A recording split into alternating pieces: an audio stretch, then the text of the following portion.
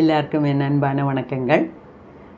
இன்றைக்கி நம்ம ரொம்ப இன்ட்ரெஸ்டிங்கான ஒரு விஷயத்தை பற்றி இன்னும் கொஞ்சம் ஆழமாக டீப்பாக பார்க்க போகிறோம். நமக்கு ஏற்கனவே பார்த்த விஷயந்தான், அதனால் இன்னும் கொஞ்சம் அதோட சயின்டிஃபிக் அப்ரோச்சோடு நம்ம பார்க்க போகிறோம். ஓகேயா? அதாவது இது நம்மளோட 166வது எபிசோடாக்கும். இதில் இந்த புக்கு ரிவ்யூவை பார்த்தீங்கன்னா 16வது வீடியோ. ஓகேயா? இப்போது நான் என்ன சொல்கிறேன், நீங்கள் அதுவா நோட்ஸ் ஏதாவது எழுதி வைக்கிறதா இருந்தால் அந்த வீடியோ நம்பரும் அந்த எபிசோடு நம்பர் போட்டு அந்த பார்ட் என்ன, எத்தனாவது பகுதி அப்படின்னும் நீங்கள் நோட் பண்ணி வச்சிங்கன்னா, நாளைக்கு ஏதாவது ஒரு டவுட் வந்துச்சிங்கன்னா டக்குன்னு அந்த வீடியோ மட்டும் எடுத்து நீங்கள் பார்க்கலாம். ஓகேயா? ரைட். இப்போது சப்ஜெக்டிவ் ஃபெய்த், அதாவது நம்ம பிளைண்ட் ஃபெய்த்துனா என்ன? நம்பிக்கை. பிளைண்டு பிலீஃப்னு பார்த்தோம். பிலீஃப்னாலும் நம்பிக்கை தான். பிளைண்டு பிலீஃப்னா என்ன? அதாவது இப்போ பிலீஃப்னா சரி, காலையில் 6 மணிக்கு சூரிய உதயம், அப்போ வெளிச்சம் வரும். 5:45 வரைக்கும் இருட்டாக இருக்குது, ஆனால் 6 மணிக்கு சூரிய உதயம் ஆரம்பிச்சிருச்சுன்னா கொஞ்சம் கிடுகிடுன்னு வெளிச்சம் வரும். அப்போ நமக்கு மார்னிங் வாக் போகலாம். அது சயின்டிஃபிக் அப்ரோச், அது லாஜிக். ஓகேயா? அது ஒரு விதம். இங்கே நம்ம இந்த சப்ஜெக்டிவ் ஃபெய்த்துங்கிறது, அப்போ ஃபெய்த்துனா என்னென்னு பார்த்தோம், பிலீஃப்னா என்னென்னு பார்த்தோம். அது ரெண்டுமே நம்பிக்கை தான். ரெண்டாவது பிளைண்டு ஃபெய்த்துன்னு பிலீஃப்னு பார்த்தோம். பிளைண்டு பிலீஃப்னால் கண்மூடித்தனமான ஒரு நம்பிக்கை, ஒரு அசைக்க முடியாத ஒரு நம்பிக்கை, அதுதான் பிளைண்டு ஃபெய்த். அந்த பிளைண்டு ஃபெய்த்து எவ்வளோ தூரம் நம்மளை ஹீல் பண்ணுது, குணமளிக்குது, நம்ம உடம்புல இருக்க வியாதிகளை எல்லாம் போக்குதுன்னு நம்ம நிறைய பார்த்துட்டோம். எக்ஸாம்பிளாக பார்த்துட்ருக்கோம். ஓகே? இப்போது 6 மணிக்கு சூரிய உதயம், அதனால் வெளிச்சம் வருதுங்கிறது ஒரு சயின்டிஃபிக் அப்ரோச். இதில் பிளைண்டு ஃபெய்த்துன்னு என்னன்னு தெரியுமா? ஏற்கனவே சொல்லியாச்சு, ஆனாலும் சொல்கிறேன். பிளைண்ட் ஃபெய்த்துனா சூரிய உதயமே நடக்கலை, சூரிய உதயமே இல்லாட்டினா கூட அது ஒரு 6 மணி ஆனோடனே நல்ல வெளிச்சம் வருது அப்படிங்கிற மாதிரி ஒரு ஒரு ஒரு இது, அதாவது சூரியன் வந்தாலும் வராட்டினாலும் போகுது, இங்கே வெளிச்சம் வரும், நான் மார்னிங் வாக் போவேன் அப்படிங்கிற ஒரு கண்மூடித்தனமான ஒரு இது. அது மட்டும் இல்லாட்டினாலும் என்ன தான் ஆனாலும் சரி, மணி 6 ஆகிடுச்சுன்னா வெளிச்சம் வந்துடும். அது அன்றைக்கி மேகமூட்டமாக இருந்தாலும் சரி, மோடமாக இருந்தாலும் சரி, மழை பெஞ்சிக்கிட்டே இருந்தாலும் சரி, எப்படியோ வெளிச்சம் வருது, அந்த வெளிச்சத்தில் நான் நடந்துருவேன் அப்படிங்கிற ஒரு நம்பிக்கை. அது ஒன்று. அப்புறம் அது மூட நம்பிக்கைன்னு நான் சொல்ல மாட்டேன், ஆழமான ஒரு நம்பிக்கை. சரி, மூட நம்பிக்கைங்கிறது ஒரு மாதிரி ஒரு மாதிரி என்ன, கண்மூடித்தனமானதும் இது பிளைண்டு பிலீஃப்னு தான் சொல்கிறாங்க. அதாவது நமக்கு இதில் என்ன சொல்கிறோன்னா, நம்மளால் டைரெக்டாக இதுக்கு டிரான்ஸ்லேஷன் பண்ண முடியாது. ஓகே? டைரெக்டாக எல்லா இங்கிலீஷ் வார்த்தைக்கும் டிரான்ஸ்லேஷன், மொழிபெயர்ப்பு நமக்கு செய்ய முடியாது. அதுக்கு ஒவ்வொரு மொழியிலையும் அதுக்குண்டான வார்த்தைகள் உண்டு. அந்த வார்த்தைகளை போட்டால் மட்டும்தான் அங்கே கரெக்டாக ஃபிட் ஆகும். ஓகே? ஸோ இவ்வளோ நாள் நம்ம நம்பிக்கைனா என்ன, ஆழ்ந்த நம்பிக்கைனா என்ன, மூட நம்பிக்கைனா என்ன, எப்படியெல்லாம் இதெல்லாம் ஒர்க் ஆகுது அப்படின்னு நம்ம பார்த்தோம். இப்போ நம்ம பார்க்க போகிறது சப்ஜெக்டிவ் ஃபெய்த். இந்த ஃபெய்த்துனா நம்பிக்கை. இப்போ சப்ஜெக்டிவ் ஃபெய்த்னா நம்ம இந்த புக் ரிவ்யூ ஆரம்பிக்கும் போதே 2வது வீடியோவில் நினைக்கிறேன், பார்ட் 2ல் நினைக்கிறேன், இந்த கான்ஷியஸ் மைண்ட் அண்ட் சப்கான்ஷியஸ் மைண்டோட வித்தியாசம் நம்ம பார்த்தோம். ஒரு நோட் புக்கில் நடுவில் லைன் போட்டு 2ஐயும் எழுதுங்கன்னெலாம் சொல்லியிருக்கேன். ஓகே? அதே மாதிரி அதில் நம்ம படித்தோம், கான்ஷியஸ் மைண்டுங்கிறது அப்ஜெக்டிவ், ஆனால் சப்கான்ஷியஸ் மைண்டுங்கிறது சப்ஜெக்டிவ் அப்படின்னு நம்ம பார்த்தோம். ஓகே? அப்போது அதை வச்சு தான் இந்த வீடியோ ஃபுல்லாக நம்ம பேச போகிறோம். அதாவது நம்ம ஆழ் மனசில் க்ரியேட்டிவ் தான் பவர். ஆழ் மனசுக்கு பயங்கரமான ஒரு க்ரியேட்டிவ் பவர், அதை புதுசாக உண்டாக்குற ஒரு பவர் உண்டு. அது வியாதி வந்துச்சுன்னா அதை குணப்படுத்துகிற ஒரு பவர் உண்டு. நம்ம பிரார்த்தனை பண்ணோம்னா அதை நடத்தி காட்டுற ஒரு பவர் உண்டு. ஓகே, அப்போது creative mind, infinite intelligence, creative intelligence அப்படிங்கிறதெல்லாம் அதுக்கு பேர் தான் சப்ஜெக்டிவ் அப்படின்னு பேர். ஆப்ஜெக்டிவ்னா என்ன? அந்த ஆப்ஜெக்டை வச்சு நம்ம ஐம்புலன்களை யூஸ் பண்ணி ஆப்ஜெக்டை பார்த்து இதுதான் இது அப்படின்னு நினச்சிக்கிறது ஆப்ஜெக்டிவ் மைண்டு. இதை ஏற்கனவே பார்த்தாச்சு. ஆனால் கூட அதுவா நீங்கள் அந்த வீடியோ பார்த்துருக்க சான்ஸ் இல்லை, மிஸ் பண்ணிகிட்டு இருந்தீங்கன்னா தெரியட்டுமேங்கிறதுக்காக தான் சொல்கிறேன். ஸோ இப்போ சப்ஜெக்டிவ்னு சொல்லும்போது அது சப்ஜெக்டிவ்னா என்னன்னு புரியாமல் நம்ம வீடியோவை பார்த்து பிரயோஜனம் இல்லை இல்லையா? அதனால சொல்கிறேன். நான் வளவளன்னு பேசலை, டீச்சராக இருக்கனால எக்ஸ்ட்ராவாக நான் சொல்லலை. அது எனக்கு ஒரே ஒரு நோக்கம் என்னென்னா, கேட்குறவங்களுக்கு கிளாரிட்டி வேணும். கேட்குறவங்களுக்கு துளி கூட ஒரு டவுட் இருக்கக்கூடாது. இருந்துச்சுன்னா கண்டினியூஸாக கேட்டுக்கிட்டே வரும்போது அந்த டவுட்டும் கூடவே வரும். டவுட்டு பெருசாகி வரும். ஓகே, அதுக்காக தான் நான் சொல்கிறேன். ரைட்? அப்போ இந்த சப்கான்ஷியஸ் மைண்ட், நம்ம ஆழ்மனசுக்கு அந்த சப்ஜெக்டிவ் ஃபெய்த்துங்கிற ஒரு குணம் இருக்கிறதுனால அது எல்லாத்தையும் நமக்கு சாதிச்சு தரும் அப்படிங்கிறது தான் அதோட ஒரு குணம், அதோட ஒரு ஃபீச்சர்.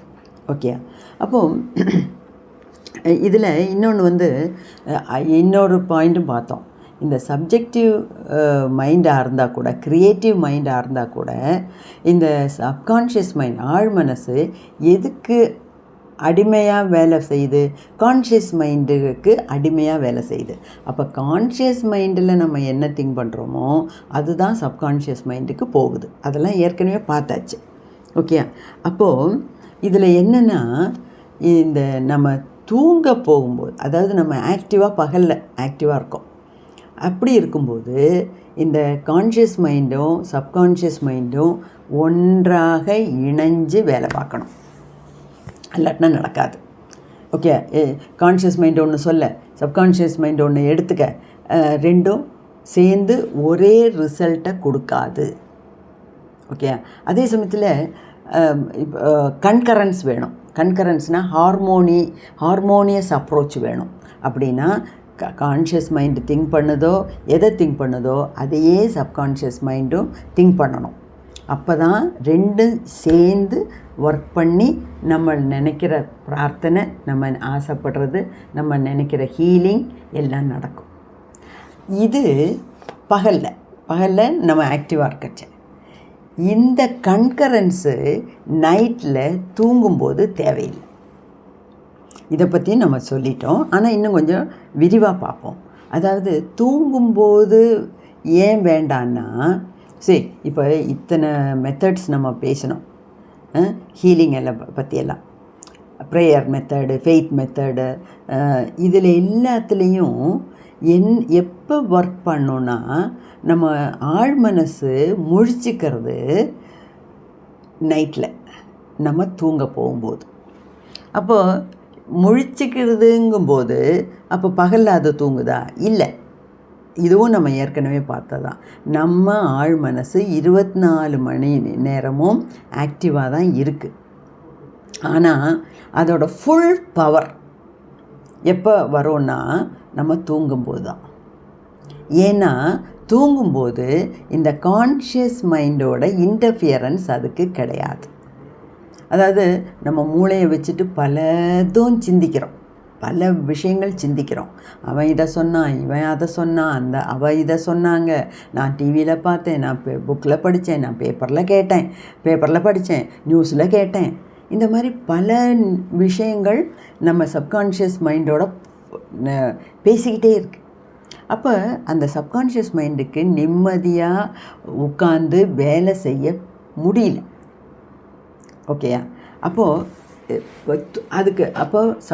நம்ம ஆழ்மனசோட ஃபுல் பொட்டென்ஷியல், அதோட ஃபுல் சக்தியும் வெளியே வரணும். அப்படின்னா அது எப்போன்னா நம்ம ஆழ்ந்து தூங்கும்போது. அந்த ஆழ்ந்து தூங்கும்போது தான் வேறு எந்த தொந்தரவும் இல்லை. அப்பா நிம்மதியாக இருக்குது. சிலவங்கெல்லாம் நைட்டு தான் படிப்பாங்க. சிலவங்களாம் நைட்டு 12 மணிக்குலேருந்து அடுத்த நாள் 5 மணி வரைக்கும் உட்காந்து படிப்பாங்க. 5லேருந்து 8 9 மணி வரைக்கும் தூங்குவாங்க. 10 மணிக்கு காலேஜ் போயிடுவாங்க. சிலவங்களோட மெத்தட் அப்படி, சிலவங்களோட பழக்கம் அப்படி. ஏன்னா சாயங்காலம்லாம் அவங்க படிக்க மாட்டாங்க. ஏன்னா வீட்டில் பேச்சு, டிவி, சீரியலு, டான்ஸு, பாட்டு, சத்தம், சண்டை, சிரிப்பு எல்லாமே இருக்குது. அப்போ அவங்களுக்கு அந்த டைமில் கான்சன்ட்ரேட் பண்ணவே முடியாது. 10-11 மணிக்கு எல்லோரும் தூங்க போனதுக்கப்புறம் டிவியெல்லாம் ஆஃப் பண்ணி லைட்லாம் அணைச்ச பிறகு இவன் படிக்க ஆரம்பிப்பான். புக் எடுத்து வைப்பான். அப்பாடா ஒரு நிம்மதியோடு படிக்க ஆரம்பிப்பான். அதை மாதிரி தான் நம்ம சப்கான்ஷியஸ் மைண்டு ஒர்க் பண்ணுது. அதனால தான் நம்ம பண்ணுற ப்ரேயர் நம்ம சப்கான்ஷியஸ் மைண்டுக்கு, ஆழ் மனசுக்கு கொடுக்குற கட்டளை, ஆழ் மனசுக்கு கொடுக்குற விண்ணப்பம், ரிக்வெஸ்ட்டு, இதெல்லாம் தூங்க போகிறதுக்கு கொஞ்சம் முன்னாடி பெட்டில் உட்காந்து கொடுக்கணும். இது ஏற்கனவே நம்ம பார்த்த விஷயம். ஓகேயா? அது அந்த மெத்தடு தான் ஒர்க் ஆகும். ஏன்னா அப்போது இந்த கான்ஷியஸ் மைண்டோட டிஸ்டர்பன்ஸ் கிடையாது, வெளிப்புற உலகத்தில் இருக்க டிஸ்டர்பன்ஸ் எதுவும் கிடையாது. அப்போ அப்பாடா எல்லாம் தூங்கியாச்சு, இந்த மனுஷனும் தூங்கியாச்சு, இனிமேல் எனக்கு செய்ய வேண்டிய வேலை நிறையா இருக்குது, ஒன்றொன்னா நான் செய்கிறேன் அப்படின்னு சொல்லி அது சப்கான்ஷியஸ் மைண்டு ஃபுல் ஃப்ளெஜ்டாக வேலை பார்க்கும்.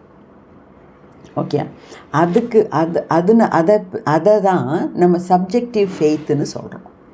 அதாவது நம்ம தூங்க போகிறதுக்கு முன்னே நம்ம ஆழ் மனசுக்கு ஏதோ சொல்லிட்டு போகிறோம், படுக்கிறோம், இல்லைன்னா கேட்டுட்டு படுக்கிறோம். இதுக்கோட ஆன்சர் எனக்கு நாளைக்கு வேணும் அப்படின்னு கேட்டுட்டு படுக்கிறோம். இல்லைன்னா எனக்கு வியாதி குணமாகணும் அப்படின்னு சொல்லிட்டு படுக்கிறோம். அது கூட நம்ம ஹெல்த்தியாக நாளைக்கு எந்திரிப்போம் அப்படிங்கிற ஒரு நம்பிக்கை, அந்த ஒரு இது, அந்த தாட், அந்த நினைப்பு அது வேணும். அதுக்கு பேர் தான் சப்ஜெக்டிவ் ஃபெய்த் அப்படிங்கிறது. ஸோ 2 விதமாக இது ஒர்க் ஆகும். ஒன்று, பகலில் நம்ம ஆக்டிவாக இருக்கும்போது கான்ஷியஸ் மைண்டும் சப்கான்ஷியஸ் மைண்டும் இணைஞ்சு ஒரே பாயிண்ட்டை திங்க் பண்ணணும். அதுதான் அங்கே முக்கியம். ஒரே பாயிண்ட்டை திங்க் பண்ணால்தான் அது நடக்கும். அதே சமயத்தில் தூங்க போகும்போது ஒரே பாயிண்ட் தான், ஆனால் அது இன்னும் தீவிரமாக அது வேலை செய்யுது. எது? சப்கான்ஷியஸ் மைண்ட், ஆழ் மனசு. ஏன்னா அதுக்கு அந்த கான்ஷியஸ் மைண்டோட டிஸ்டர்பன்ஸ் கிடையாது. ஓகே, இது ஒரு முக்கியமான பாயிண்ட், நீங்கள் அதை நோட் பண்ணி வச்சுக்கணும். இது ஒன்று. அதனால தான் இப்போது இந்த குணமளிக்கிற இந்த தெரபிஸ்ட், ஹிப்னாட்டிஸ்ட் எல்லாம் எதுக்கு முதல்ல பேஷண்ட்டை கம்ஃபர்டபுளாக படுக்க வச்சு தூங்க பண்ணுறாங்க? எதுக்கு தூங்க பண்ணுறாங்க?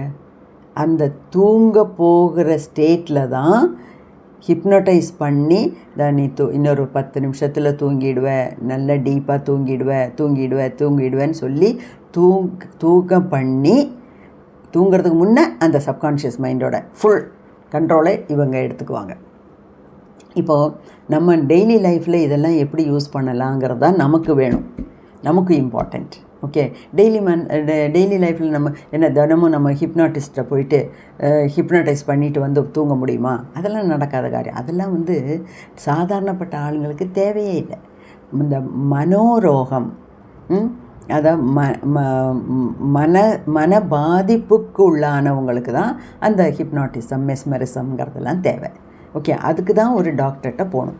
நம்ம சாதாரண லைஃப்பில் நமக்கு வேணுங்கிறதெல்லாம் நம்ம ஆசைப்படுறது, நல்லதாக நினைக்கிறது, அதை ஆசைப்படுறது, அதெல்லாம் எப்படி நடத்தி